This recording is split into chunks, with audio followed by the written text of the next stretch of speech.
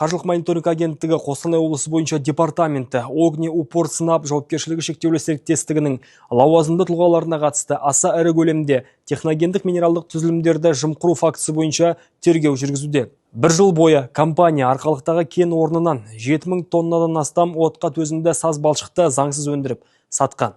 Айта кету керек, техногендік минералдық түзілімдерді өз бетінше өндіру мен жымқыру бұл жай азаматтық құқықтық дау емес. Бұл Қазақстан халқының меншігі болып табылатын табиғи ресурстарды ұрлауға, сондай-ақ мемлекеттің экономикалық және экологиялық мүдделеріне зиян келтіруге әкелетін қылмыстық әрекет. Жауапкершілігі шектеулі серіктестігінің директорынан адвокаттың қатысуымен жауап алынды.